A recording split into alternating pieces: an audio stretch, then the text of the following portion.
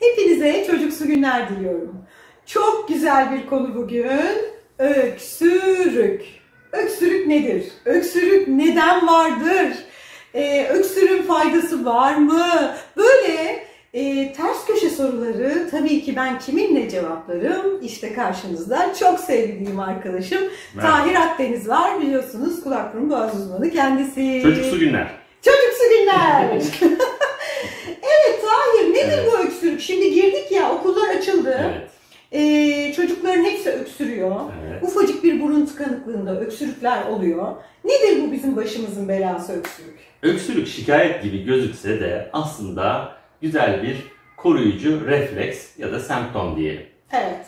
Öksürüğün mekanizması nasıl? Öksürük alt solunum yollarına bir şeyler, bu gıda olur, bu yabancı cisim olur, bu toz olur, bu alerjen madde olur, bu görünmeyen mikroorganizmalar olur, virüs, bakteri, mikroorganizmaya bağlı olan sekresyonlar olur. Evet, vücudun bütün şeyleri aşağıya doğru meyillendiğinde, gitmemesi gereken yere, yani nefes borusuna yönlendiğinde vücudun birdenbire akciğerlere baskı yaparak yukarı doğru bir basınçla bunu atmaya çalışmasının adı öksürük. Bravo. Evet, öksürük basınçlı bir temizleme refleksi. Ondan dolayı aslında öksürüğün genel olarak faydalı bir şey olduğunu söyleyebiliriz. Hı hı. Mesela sen de bana söylemiştin, hatırlıyorum. Çocuklar normalde değil mi 7-11 yaş arasında günde hiç hasta olmasalar ve hiç problemleri olmasa bile 7, 10, 12 defa, 11 defa değil mi? Ortalama 11 defa öksürebiliyorlar. Evet. Yani şikayeti olmayan çocuklar şikayeti yok. Okul çocuklarında yapılan araştırmalar. Mesela ben kendi kızlarımdan biliyorum. Yüzme kursuna falan gittiklerinde yüzme dersi biterdi ki 1 saat, 1,5 saat acayip güzeller. Biz izlerken yorulurduk. Çıkarlardı, öksürürlerdi. Biz de hocalarına, ben doktor olmama rağmen sorardık ya işte hocam diyor ciğerleri genişliyor. Gerçekten bunun ben sonradan araştırdım. Yani klordan değil. Evet, değil. Bilimsel bir tarafı var yani bunun gerçekten. Çünkü antrenman yapıyorlar ve o akciğerler çalışıyor. Sonra öksürerek aslında kendini genişletme çabası. Yani belki de o çocuklardaki normal saydığımız öksürük sayısı da bununla ilgili olabilir. Büyüme çabası diyelim ona. Yani öksürük böyle bir şey. En sık öksürükler enfeksiyonlarla tetiklenen öksürükler değil mi? Tabii sen de çok fazla üst solunum yolu enfeksiyonu yapıyorsun. Elbette. Üst solunum yolları enfeksiyonlarında öksürük oranı nedir? Ya çoğunda var. Yani %100 bile diyebiliriz gerçekten. Çünkü zaten mantığı o. Bir enfeksiyon varsa ki genelde çocuklarda biliyorsun boğazda ya da burunda başlıyor enfeksiyon. Peki burun tıkanınca niye öksürüyoruz? Burun tıkanınca aslında şöyle burnu açmaya çalışan mekanizmalar devreye giriyor. Mesela burun etlerimizden bir takım ifrazatlar salgılanmaya başlıyor. Burnu temizlemeye çalışıyor. İfrazat efendim eşittir sümük. Salgı, sümük, evet. Bunlar salgılanmaya başlayınca öne doğru gelemiyorsa arkaya doğru akıyorlar. Arkaya doğru akınca da vücut öksürerek onu atmaya çalışıyor. Geniz akıntısı. Aynen öyle. Geniz akıntısı. Ondan dolayı öksürük oluyor. Bir de burun tıkandığı zaman mesela belki de bu tıkanıklık bir alerjen maddeye bağlıysa o alerjenin getirdiği yine alerjeni dışarı atma çabası. Burun da buna katkıda bulunuyor hapşırıkla beraber. Hapşırık, öksürük bunlar hep dışarıya doğru basınçlı atma çabaları aslında. Peki ya reflü? Reflü çocuklarda çok sık gördüğümüz bir şey. Yatmadan önceki son 2 saatlerinde beslendiklerinde çocuklar anne sütünü bundan ayrı tutabiliriz. O zaman ne oluyor? Midedeki sindirim çalışmaları sırasında sıçrama şeklindeki asit parçacıkları gırtlağa kadar gelebiliyor. Gırtlağa tahriş ettiğinde orada bir küçük yara dokusu, o yara dokusunda vücut yabancı cisim olarak algıladığı için öksürük başlıyor. Evet. diye böyle bu mesela biraz daha büyük çocuklarda gıcık öksürüğüne dönüşüyor falan. Kuru öksürükler, kronik öksürükler olabiliyor. Peki öksürük olduğu zaman ne yapalım? Öksürük şuruplarını mesela ben öksürük şuruplarını asla kullanmam. Yani öksürük kesici şurupları. Şimdi asla dediğim şey de o. Ama işte sekresyonları yumuşatan, balgamı yumuşatan, bitkisel kaynaklı ya da gerçekten bir zatürre pnömoni varsa oradaki balgamı eriten ve dışarı atmasını sağlayan şeyler kullanırım. Ama basit viral enfeksiyonlarda öksürük şuruplarını öneriyor musun?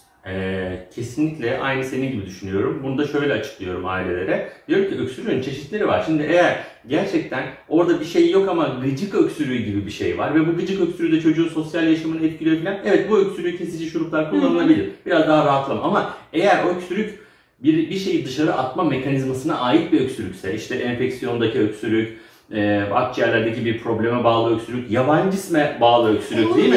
Yani şimdi, evet. Vücut çünkü bunu atmaya çalışıyorsa bırakın vücut bunu atmaya çalışsın. Devam etsin. Çünkü öksürük evet şikayet gibi gözüküyor, rahatsız edicidir, gece uykudan uyandırır çocuğu, belki uyutmaz. Sizi uyutmaz öksürüyor çocuklar. Büyükler karışır, anne babaanne, bu çocuk öksürüyor, bunun niye bu hastalığı falan. Zaten öksürük doktora gidişteki sıralamada 1. sıradaymış. Çünkü hem çocuğun öksürüğü çocuğu rahatsız ediyor hem de ebeveynler endişe ediyor. Tabii. Uyuyamıyor, ertesi gün işe gidemiyor. Yani öksürük aslında bizim için çok... Yani iyi bir semptom olmasına rağmen rahatsız edici bir semptom olduğu için sürekli kesmeye yönelik çalışmalar yapılmış. Bazı acemi doktorlar ya da belki çok iyi bilmeyen doktorlar bunlara sürekli öksürük şurubu vererek azaltmaya çalışmışlar. O zaman ne oluyor? Enfeksiyon aşağıda kalıyor. Evet. Akciğer kendini koruyamıyor. Ya zaten biz bir tedavi verirken bu tedavinin gösterdiği semptom, yani belirtiyi değil de ona sebep olan hastalığı tedavi ediyoruz. Hastalığı geçirsek zaten semptom ortadan. Evet, öksürük bir belirti ise onu geçirmek değil, öksürüğe sebep olan şey. O nedenle de atmaya yardımcı olacak öksürük şurupları verilebilir. Dediğin gibi yumuşatıcı, balgamı söktürücü değil mi? Mesela bazen öksürük şurubunu yazdıktan sonra öksürüğü artar çocuğun. Hani ailede der ki hocam şurup yazdınız daha çok öksürüyor. Aslında daha iyi bir şey. Çünkü balgamı atmaya daha da kuvvetli bir şekilde akciğer başlamış demektir. Bu da iyi bir şeydir. Su içmek balgama çok iyi gelen bir şey. Evet, bal için ne düşünüyorsun? Balın da faydasının çok olduğuna inanıyorum. Bal, işte zencefil gibi filan o tür bitkileri, organik besini beğeniyorum. Evet, ben bir çalışma okumuştum. Amerika'da yapılan bir çalışmaydı. Öksürüğü olan çocuklara yarım çay bardağı ılık sütün içine ham bal koyarak sabah akşam içirerek öksürük şuruplarıyla karşılaştırmışlar ve hiçbir fark olmadığı görülmüş. Yani ben hastalarıma da her zaman bunu öneriyorum. Eğer bir bal alerjisi yoksa, ekstrem bir süt alerjisi yoksa gibi. Ama şu turplu ballı yaptıklarınızdan da alerji olan çok hastam var. Onu da öyle durup yapmayın. Ya işte her bitki sanki ilaçmış gibi düşünüyor ya. Aslında her bitki, her madde gibi bazen zehir, bazen ilaç olabilir. Bunun tamamen dozu da önemlidir, değil mi? Miktarı önemlidir. Bazen de cinsi önemlidir. Yani fıstık çok iyi bir besindir ama verdiğiniz zaman ölebilecek çocuklar var yani. Şimdi her besini aslında biraz deneyerek, biraz belki bilinçli olarak vermek lazım. O zaman öksürükten son olarak ne diyoruz? Korkmayalım. Korkmayalım. Evet. Elbette korkacağımız öksürük çeşitleri işte şiddetli yüksek ateşle, boğulur tarzda nefes alamıyorsa, solunum sayısı hızlandıysa, değil mi? Kusmalar başladıysa, çocuğun genel durum bozulduysa belirtilerden yola çıkarak. Ayrı. Ama arada basit öksürükleri kesmeye çalışmayalım. Öksürüğün faydalarını Tahir hocamızla birlikte size anlatmaya çalıştık.